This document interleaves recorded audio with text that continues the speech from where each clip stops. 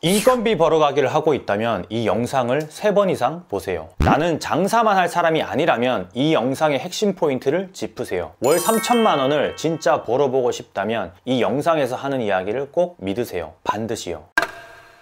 조금 뜬구름 잡는다고 할지 모르겠어요. 하지만 우리 주변에는 월 200, 300에서 시작해서 월 2천, 3천을 벌고 있는 자영업자들을 꽤 많이 만나볼 수 있어요. 혹시 내 주변에는 없는데 라고 할 수 있어요. 그 이유는 그분들이 나 월에 2천, 3천만 원 벌어라고 이야기하지 않고 다녀서 그래요. 분명히 존재한다라는 거예요. 사실 자영업자는 월급을 받는 존재가 아니기 때문에 연봉으로 따질 수는 없지만 연봉 1억이 넘어가는 자영업자들은 수두룩해요. 단지 돈 자랑을 하지 않는 절제력을 가지고 있기 때문에 우리가 잘 모른다 뿐인 거죠. 보통 장사로 시작해서 큰 돈을 버는 사람들을 보면 크게 3가지로 나누어져요. 오늘 그 부분을 이야기할 거예요. 다들 시작은 미약했어요. 하지만 그들이 성장하면서 핵심 중요 포인트를 남겼어요. 그걸 기회 삼아서 느껴본다면 아주 큰 도움이 될 거예요. 혹시 여기서 나는 프랜차이즈 사업 관심 없는데 라고 단정 짓진 마세요. 이 장사의 끝이 꼭 프랜차이즈 사업이 다가 아니니까요. 이건 각자의 성향에 따라서 좀 어울릴 수 있는 부분이 있고 또 그렇지 않을 수 있거든요. 자, 그럼 장사에서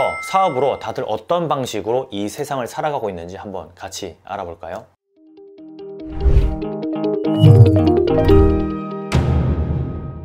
첫 번째, 장사에서 사업으로 전환을 하는 사례는 바로 메신저입니다. 매장을 2개, 3개, 10개까지 그리고 프랜차이즈 사업을 하는 것만 생각을 했는데 그게 아니라 메신저라니 하고 생각할 수 있어요. 하지만 모든 분야에는 이런 메신저가 존재해요. 메신저는 말 그대로 무언가를 전달하고 전파하는 사람이에요. 그런데 여기서 조금 더 추가를 하자면 도움을 주는 사람이라고 생각하시면 돼요. 자, 일전에 몇 번 소개해드렸던 코다리찜 가게를 10년 이상 운영하고 계시는 박 사장님은 코다리찜에 대해서는 아주 일가견이 있어요. 이미 성공 사례를 만들어 놓으셨기 때문에 이것을 알리기만 하면 박 사장님에게는 코다리찜 매장의 노하우를 전수 받으려는 사람들이 넘쳐나는 거죠. 실제로도 넘쳐났고 레시피와 노하우를 알려주면서 부수익을 올리고 계세요. 무형의 가치를 팔고 계신 거죠. 중요한 건 이게 매장 운영으로 나오는 수익보다 훨씬 더 크다라는 거예요. 다른 예를 하나 더 들어볼게요. 매장의 손익 구조를 파악하고 쓸데없는 잡비 그리고 원가 코스트를 낮춰주는 일을 하는 황 대표님이 있어요. 이분 역시 이 분야에서는 탑급이에요. 한번 상담을 받고 매장을 전체적으로 점검을 받으려면 100만 원이라는 돈이 들어가는데 그런데도 불구하고 이 돈이 사람들은 하나도 아깝지 않다라고 해요. 이유는 매달 쓸데없이 나가는 돈만 해도 100만 원이 계속 넘거든요. 이걸 1년으로만 환산해도 1000만 원이 넘는 돈이죠. 코다리찜 노하우와 레시피 그리고 손익구조 점검, 이 두 분이 가진 중요 포인트는 바로 타겟의 세분화예요. 타겟의 세분화. 코다리찜 레시피가 아니면 알려주지도 않고 상담도 받질 않아요. 손익구조 점검이 아니면 괜한 시간을 허비하지 않는다라는 거예요. 재미있는 건 오히려 그렇게 하니까 슬슬 입소문이 나면서 그 누군가가 코다리찜 레시피를 알고 싶다고 하면 소개를 시켜주기도 하고 또 손익구조를 개선하고 싶다라고 하는 사람이 있으면 번뜩 머릿속에서 이분들이 떠오르게 되는 거죠.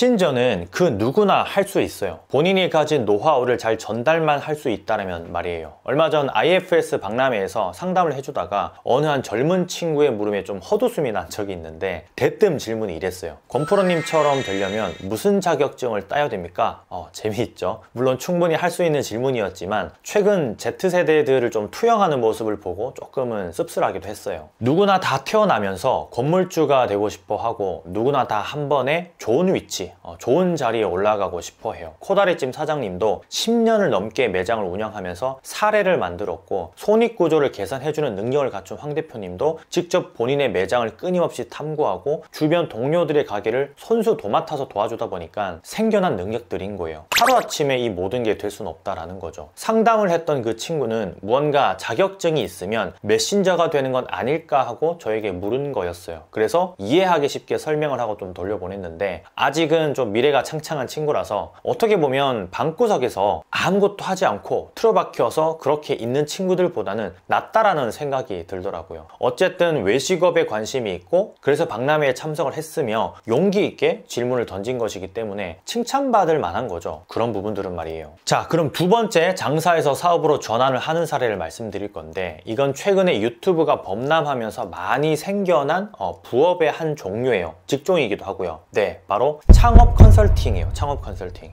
장사하다가 무슨 뚱딴지 같은 컨설팅이냐 할 수 있어요. 하지만 의외로 많은 사람들이 이런 부업을 하고 있다면 믿으실지 모르겠어요. 창업 컨설팅은 꽤 우리나라에서는 이미지가 좀 좋지 않은 어감의 단어에 속해요. 왜냐하면 일부 권리금 부풀리기를 해서 예비 창업자들이 등을 쳐먹는 사람들이 많이 보도됐기 때문이죠. 중요한 건 꼭 전문가라고 해서 창업 컨설팅을 잘하는 건 아니에요. 오히려 현장에서 이런 컨설팅이 훨씬 더 많이 이루어진다라는 거고요. 제가 얼마 전 다녀왔던 울산의 싱귤러 커피는 한옥 카페예요. 만약 주변에서 저런 한옥 카페를 차리고 싶다면 울산의 싱귤러 커피 대표님에게 조언을 구하라고 할 거예요. 이게 바로 창업 컨설팅이 되는 거고요. 싱귤러 커피 대표님이 상담을 해주고 조언을 해주고 컨설팅을 해준다라는 개념이에요. 우리는 주변에서 와, 나도 저런 거 해보고 싶다 하는 것들이 가끔 있어요. 특히나 오프라인 사업은 눈으로 직접 보여지는 게 크기 때문에 카페나 식당이나 혹은 리테일 샵을 보면서 꿈을 키우기도 하죠. 그렇다라는 건 조금만 노력을 하면 충분히 그런 사람들의 수요를 내 것으로 만들 수 있다라는 거예요. 의외로 예비 창업자들은 우리가 생각하는 것만큼 잘 알지 못해요. 심지어 이런 경우도 있어요. 임대차 계약을 단 한 번도 해보지 못하신 분들도 참 많다라는 거예요. 그래서 상권을 봐주고 임대차 계약까지 동석을 해주면서 진심으로 이분의 성공을 바라는 컨설팅을 한다면 금방 입소문이 나게 되어 있어요. 적어도 그 지역에서는 말이에요. 단 명심해야 할 건 할 줄 아는 것만 해야 한다라는 거예요. 예를 들면 레트로풍의 주점으로 좋은 사례를 만들었다면 이걸 굳이 프랜차이즈화 하는 게 아니라 그저 컨설팅을 통해서 초기 안착을 좀 더 빠르고 원활하게 그리고 비용 낭비 없이 도와주는 개념인 거죠. 물론 수고비는 책정해서 당연히 받아야겠지만 장사에서 사업으로 넘어가는 아주 종이장 같은 그런 차이가 된다라고 보시면 돼요. 실제 전문 창업 컨설팅 업체보다 소규모 매장들의 경우는 이런 식으로 준비를 하는 곳이 많아요. 사장님들께서 비용도 절약되고 진심으로 인간적으로 도움을 주려고 하는 사람들이 꽤 많거든요, 주변에. 마지막 세 번째, 장사에서 사업으로 전환을 하는 사례는 마케팅을 통한 유통입니다. 제가 아시는 분 중에 건어물 유통으로 실제 월 2천만 원을 꾸준히 벌고 계신 분이 있어요. 코로나에는 매출이 좀 많이 떨어지셔서 좀 울상이셨는데 그래도 지원금을 매번 받지 못하시는 걸 보면 아직은 괜찮아 보이시더라고요. 이분이 큰 가맥집을 하시다가 돌연 유통으로 돌아서신 분인데 좋은 물건을 받아서 팔아보고 나서 아예 그 품목에 빠져버렸던 거예요. 오래전에. 당시 그게 아마 꼬막 먹태였던 걸로 제가 기억하는데 마케팅을 1년 정도 꾸준히 매장을 운영하면서 배우시더니 다른 매장에 직접 영업을 하러 다니시고 끝내는 품목을 확장해서 유통사업으로 전환을 하신 거였어요. 재미있는 건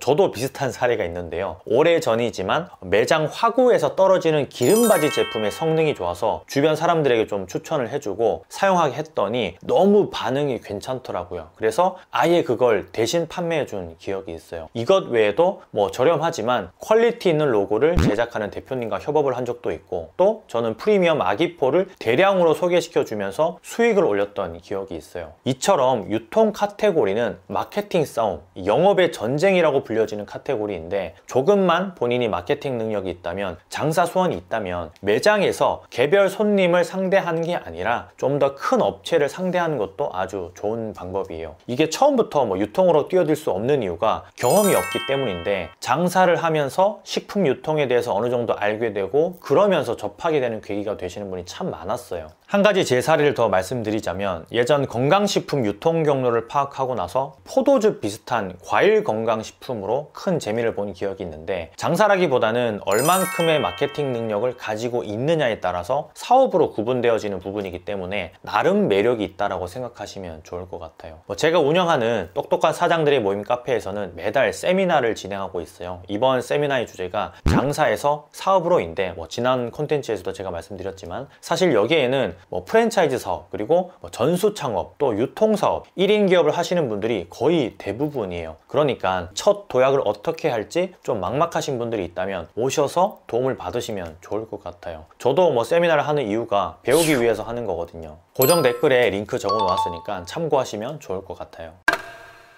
월 300에서 월 3천만 원 장사로 시작해서 이렇게 수입을 올리는 사람이 주변에 없는 건 그분의 절제력이 뛰어나서예요. 제가 초반에도 말씀드렸지만 돈 많이 번다고 자랑하지 않아서라는 거죠. 3천만 원이 어느 순간에 통장에 꽝 하고 박히는 게 아니라 천천히 오르막이 올라가도 수익이 오르는 거기 때문에 감흥도 크게 없어요. 중요한 건 매달 꾸준히 좋은 현금 흐름을 만들 수 있느냐, 캐시플로우의 역할이 탄탄하냐예요. 이 돈의 속성을 지피한 수천억의 자산을 가진 김승호 회장 역시도 정기적인 돈의 흐름을 제일 강조했어요. 이유는 한 번에 버는 돈은 금세 사라지고 말지만 꾸준히 들어오는 돈, 즉 매달 균형이 잡힌 돈은 빨리 사라지지 않는다라고 했거든요. 이 장사에서 사업을 꿈꾸고 계시는 분들이 있다면 이 점을 꼭 참고하셔서 이 새로운 도약의 발판을 잘 마련하셨으면 좋겠어요. 큰 꿈을 향해 펼쳐나가시길 바라면서 곰프로이만 들어갈게요. 감사합니다. 많이 파세요.